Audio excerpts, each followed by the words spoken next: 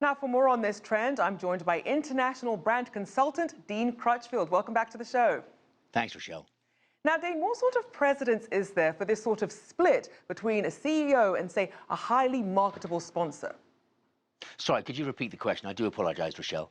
Sure. In terms of precedence, are there any other examples of this sort of split between a CEO and some of these highly marketable sponsors? I think this is an entirely new game. Someone actually asked me recently, what do I think is going to happen next? And I think, like your other speakers, no one knows. This is a totally unpredictable situation. We've never been here before, and we're literally trying to find out. I think, the key message here, though, about business is you've got two options if you're managing a brand, if you're managing a business. You either alienate your base or you grow it. And in the case of Mr. Plank, he's obviously been alienating that base, which is not a good thing for any business to have. But those are the two choices you have to make. Now, in that same vein, we saw that Under Armour's CEO had to, in fact, walk back or perhaps clarify his comments after all the backlash. So does that reflect a shift in the power structure at, say, Under Armour and other high-profile companies? Well, I think, what we're saying is that stock markets might not have a memory recall button, but the public does, and they're a really powerful bench in terms of their opinion.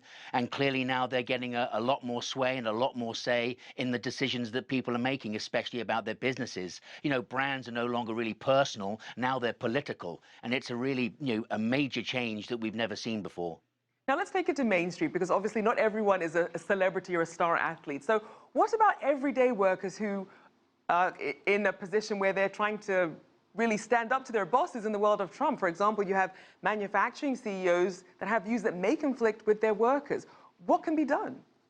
Well, to be honest with you, there's always been a tussle between owners and workers. I mean, that's hundreds of years old. So there's always been that issue. And often that issue, funnily enough, has been political. It's been about the disposition that they have against the CEO, the leaders of the company, who have a different outlook on life than their workers do. So I don't think this is something unknown on that front. But I think it does mean, is there a sway that the workers have? It's all about keeping your staff happy, keeping them engaged. And Plank himself, when it came to Under Armour, was talking about the 14,000 people who work so passionately for the business. It really is important to maintain that employee brand. Otherwise, it can cause a lot of problems going forward.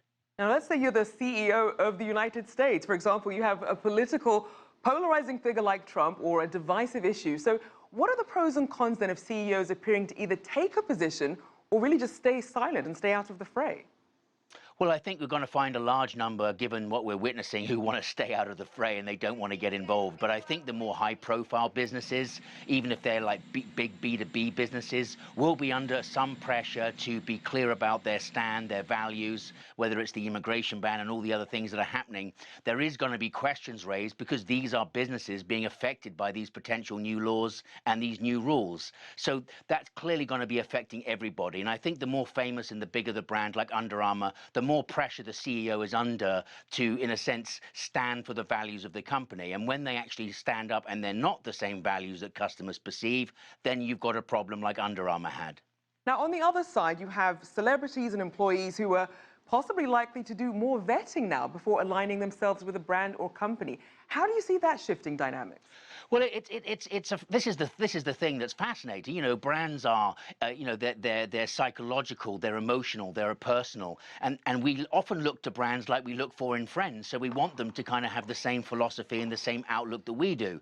So clearly, something like this makes people pause and then consider their options. And potentially, this is about market share. If you get this wrong, you are going to detrimentally affect your market share. And on the other hand, if you do it right, you could get a real bounce. So that's the question of, where do you fall in that conundrum in terms of what that likely impact is going to be for your business? But more and more people are under pressure. The public's upset. The public is now, in a sense, become a large voting platform, and people are voting with their wallet.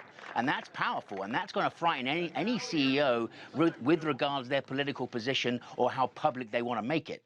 We're certainly seeing companies paying the price. We'll have to leave it there. Thanks so much to international brand consultant Dean Crutchfield. Thank you.